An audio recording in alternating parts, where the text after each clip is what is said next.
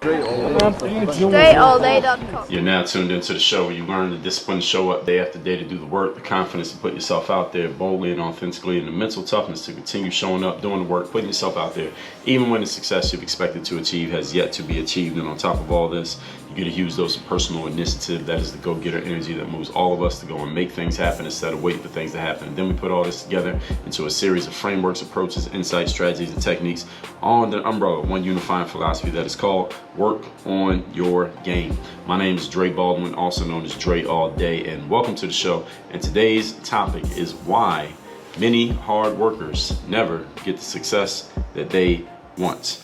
Now, this is something that we talked about. I've talked about this from different angles at different times here on this show, and today I want to talk about this from another angle. I mean, this is one of the things that we do here is we approach some challenges because they appear so often in so many people's lives. We approach some challenges from different angles just to make sure that you get it. If you didn't catch it the last angle, you might catch this angle. You don't catch this angle, you'll catch the next angle. But before we get into that, let me tell you, when I have a daily motivation text that I send out free of charge to everyone who's in my text community. This message is guaranteed to keep you focused, sharp, and on point every single day. If you want to get this message, just text me. Join my community by texting me at my number 305-384-6894 every day when that message goes out. Once you're in the community, you will be receiving that message. Secondly, my next live event, Work on Your Game Live, is happening February 3rd and 4th in Miami. Go to workonyourgame.live. If the page is still actively up, then you can still get a ticket. If the page is down, then I'll probably stop talking about Work on Your Game Live,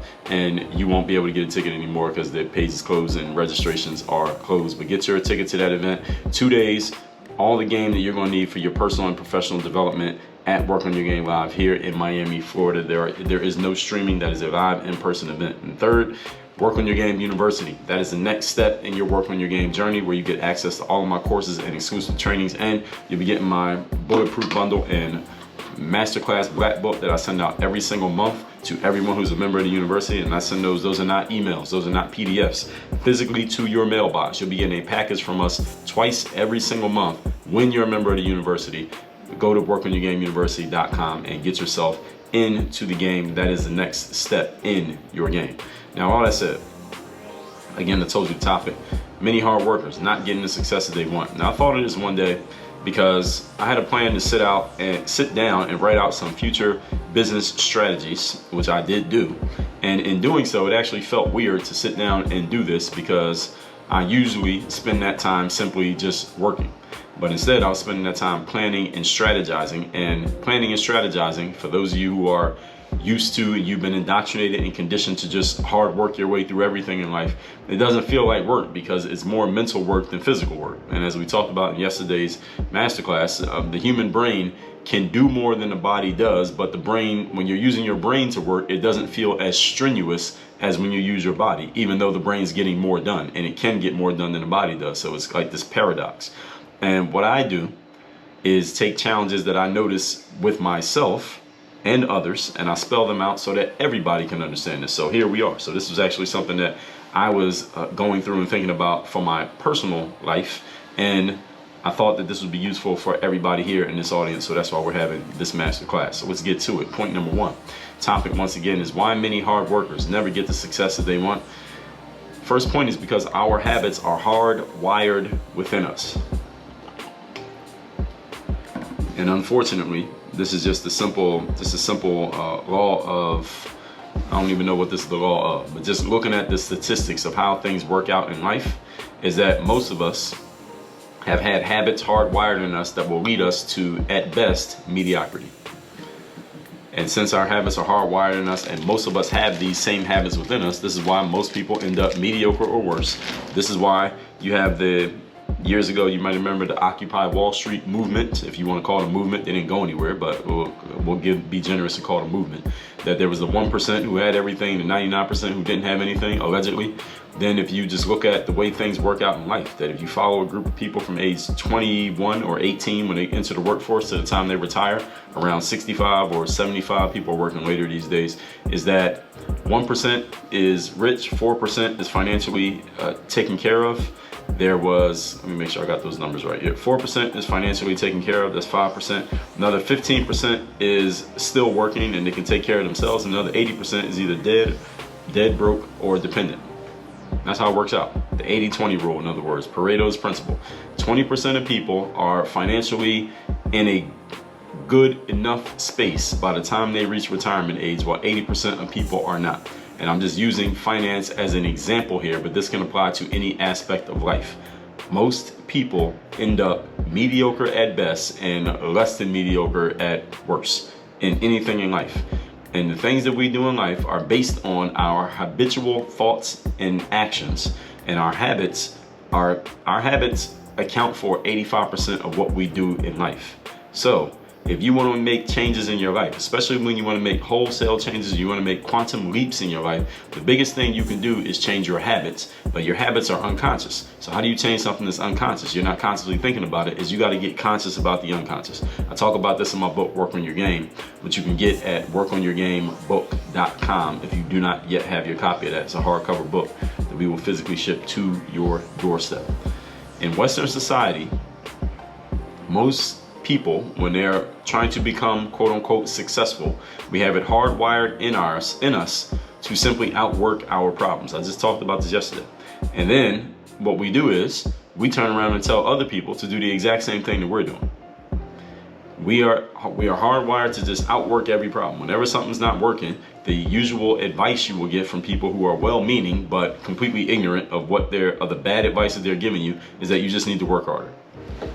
And listen, you're hearing this from a guy whose whole brand is called Work on Your Game. So I'm not telling you that work doesn't matter. I'm just telling you the right work matters.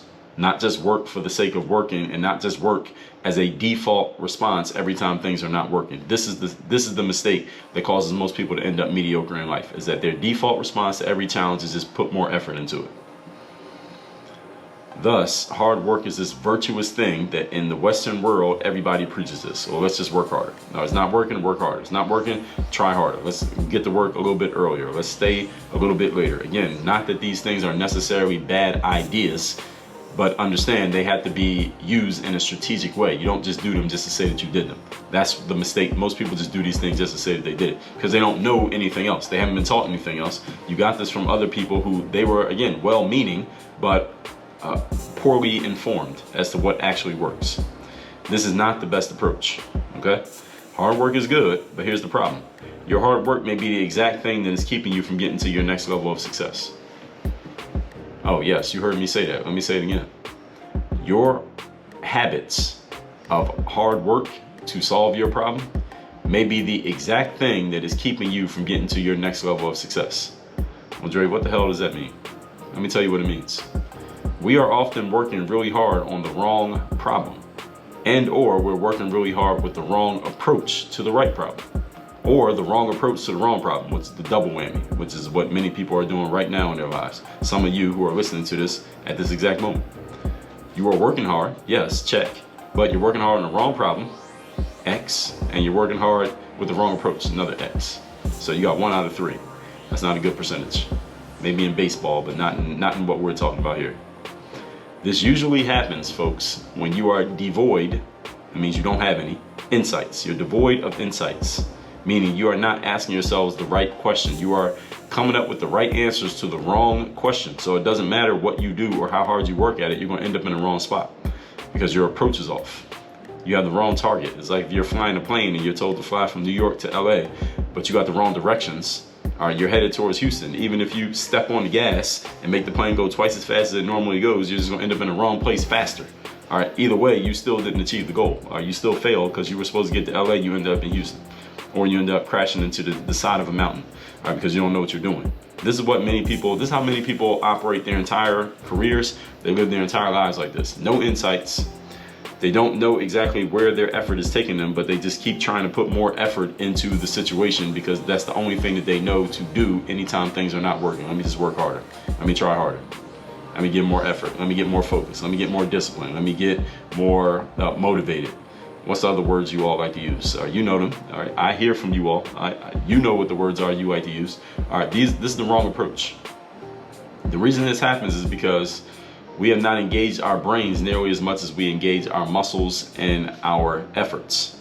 And engaging your brain doesn't necessarily mean, everybody, that you need to come up with the solution on your own. You can engage your brain and say, who does have this solution? Let me go talk to that person. Maybe they know something that I don't know. Is that possible, everybody? Is it possible that there's someone out there that knows things that you simply don't know? That if you just got the information from them, your problem would be solved much more easily, and much more quickly than if you try to do everything by yourself? I mean, I'm just asking, is it possible? Maybe I'm wrong, but you can let me know. Point number 2. Today's topic, once again, is why many hard workers never achieve the success that they want to achieve. Number 2. Here's the point of everything I told you in point number 1. The tools that have gotten you here today are not the tools that will get you there tomorrow. Let me take a sip of water because I want that one to sink in. The tools that have gotten you here today, where you are right now in your life, those are not the same tools that will get you where you're going tomorrow. Doesn't mean you're going to throw all the tools away, because maybe one of your tools is hard work. I'm not telling you that you got to stop working hard to get to where you want to go next. Hard work may still be part of the equation, but it's not going to play the same role in the next 10 years of your life that it played in the previous 10 years of your life. You get what I'm saying? Things need to move around in some way. All right, this is what we call qualitative change. Not quantitative, meaning more, better, faster, harder. Qualitative, different approach. Same tools may be used, but they get used in a different way. For example, me in the business world, I'll use myself as an example here. When I first came into the business world in 2015, transitioning from professional sports, I did apply what I used to do in basketball, and I applied that to business. So here's what I did in basketball.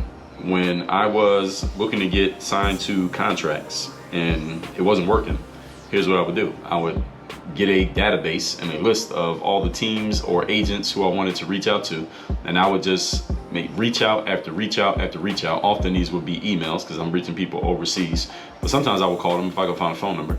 And then when I was reaching out to agents, for example, I would make phone calls or send emails, and I would just do this in volume. I mean, massive volume. I mean, by the thousands, the hundreds and the thousands, until I got the kind of responses that I needed to get in order for me to get my next opportunity. And listen, this worked.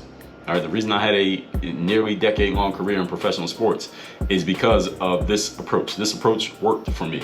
So guess what? It became a habit. This was something that I knew worked. I used it before. It worked in sports. Hey, it'll work in business. So when I came into the business world, this is what I did. It was one of the first things that I was looking to do, or figured that I could do well, was get into the professional speaking business. So get into the speaking business, I would need to reach out to events that were hiring speakers and see if I could get myself booked. So they didn't know me. I knew who they were, so what did I do? I got a database of those people, and I did the same thing I did in basketball. And instead of emails, well, I combined emails with phone calls, because now most of these places I was trying to speak, they were domestic, they were in the United States, so they had phone numbers, so I could call in addition to sending emails. So that's all I did. Phone call after phone call after phone call, and sometimes followed up with emails most of the time. Actually, most of the time followed up with emails. Now, I got some traction doing this, but I asked myself a really good question. All right, here's the key point right here. I asked myself a really good question while I was in the process of doing this, which was, do I want to do this for the rest of my career?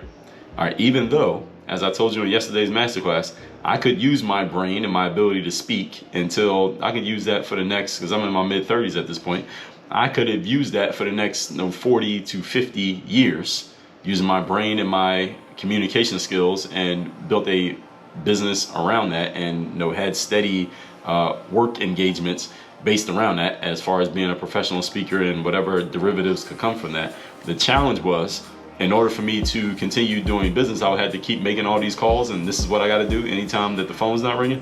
I didn't like that. I didn't like the answer to that question. Do I want to do this for the rest of my career? The answer was no. I don't want to do it, not this way. So instead, here's what I started doing instead. I started using my money to buy time, because I didn't want to have to do this forever. I wanted a different approach. And a different approach, I was guessing, here's the bet that I was making, that a different approach would show me how I could continue to generate revenue without having to put in the same level of effort in the exact same way. Is there a different approach that could let me generate revenue without having to do all of this stuff that I don't really want to be doing every day? That was the bet that I was making. That if I made the right investment with my money, I can get the right insights from the right person about ways I could do different things and still use my intellectual property, that's the knowledge in my head that's worth money to other people, i.e. value, that I could use my intellectual property in other ways and still make money from it. maybe with less effort overall. Was that possible? I figured that it had to be possible.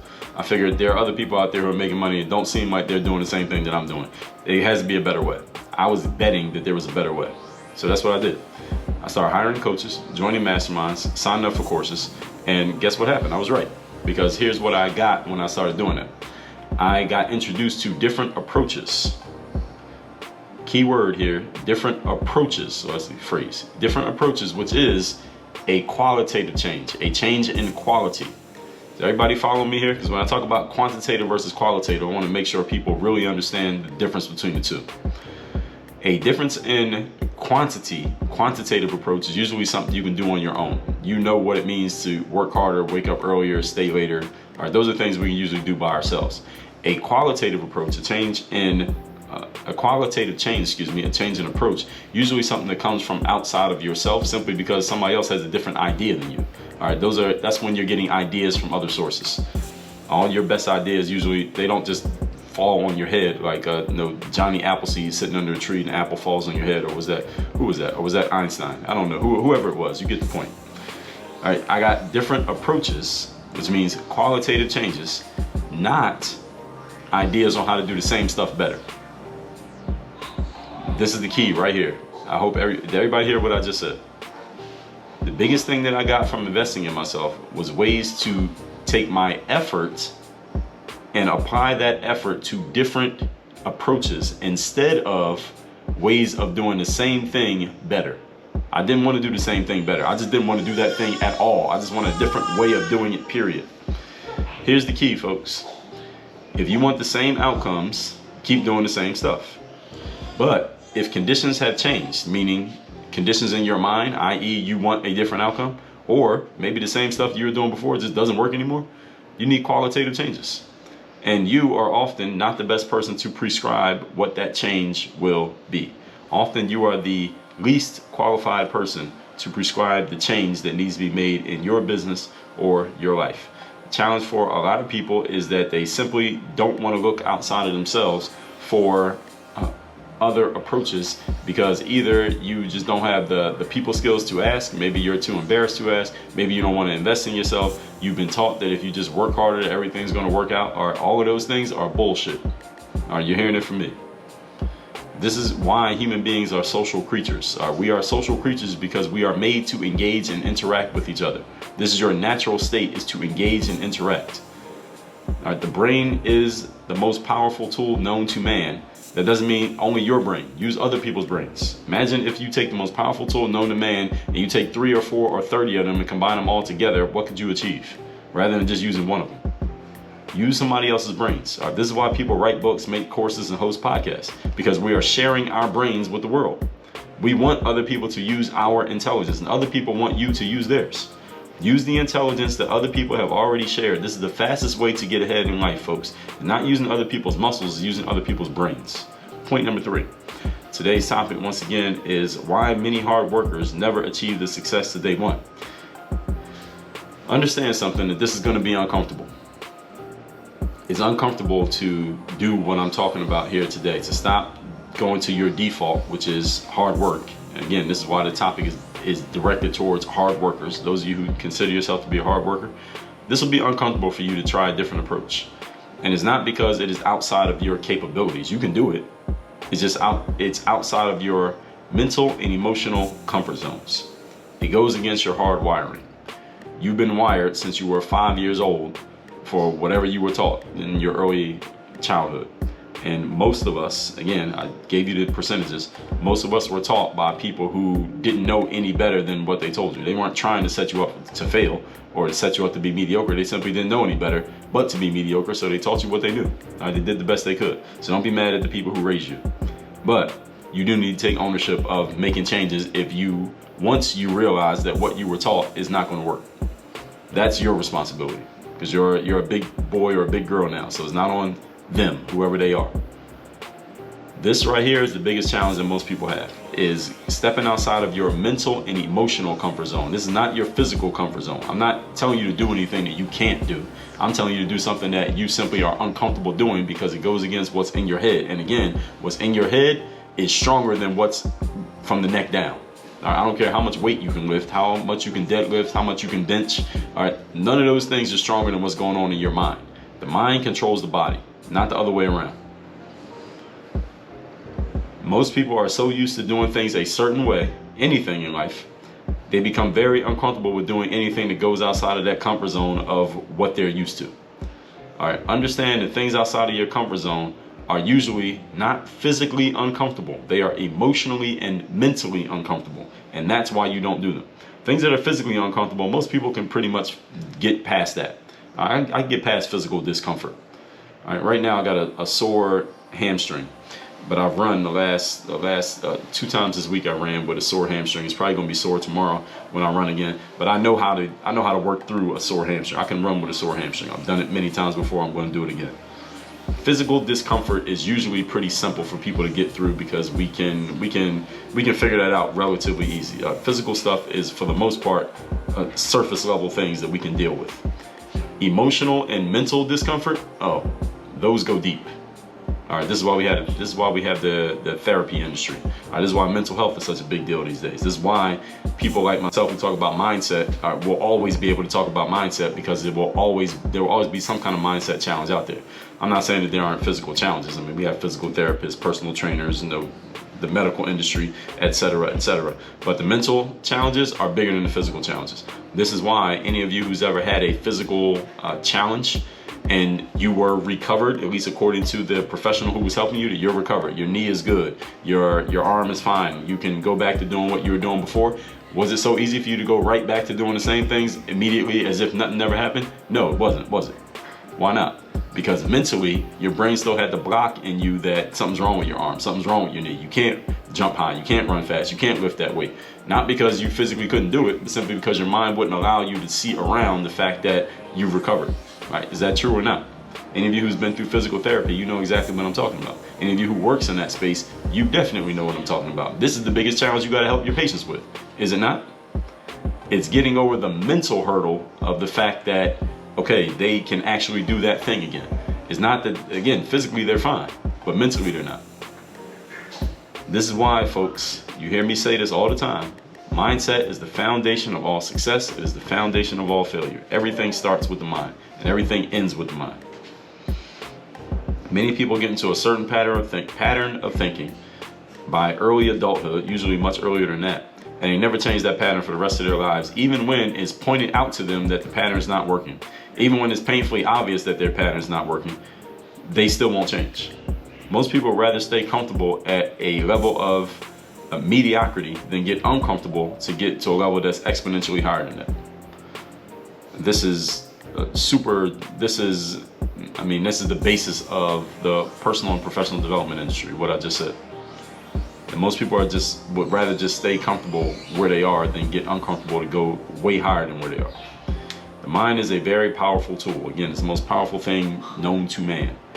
And it is powerful going in every direction, by the way. All right, when I say something's powerful, it doesn't just mean for what you want. The mind is powerful also to make you lose. The mind can make you lose as easily as it can make you win. So it can make you lose, it can make you win, it can keep you neutral, which is by definition losing. All right, you got to get control of it. That's why most of any book of mine that you read, any course of mine that I create, every course that I make, even if it's a course specifically about business, I have courses on physical and mental health. I have courses on communication skills. I have courses on structure and systems. I have courses on playing professional sports. I have courses on many technical things. Every single thing that I ever put out, whether it's a course, a book, episodes of this show, there's going to be an aspect of mindset that goes into all of it, because I could give you the exact formula to do certain things, but if your mind can't wrap itself around the approach, you won't do it. Even if I tell you exactly what to do, you won't do it, because your mind will keep you from doing it because of your hard wiring.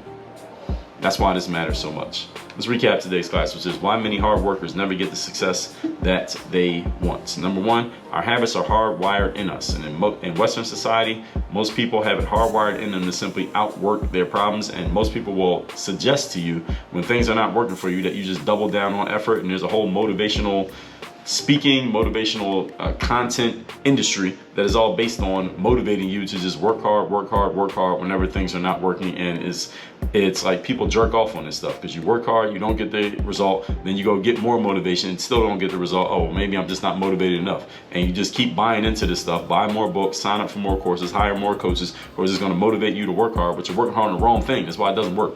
Point number 2.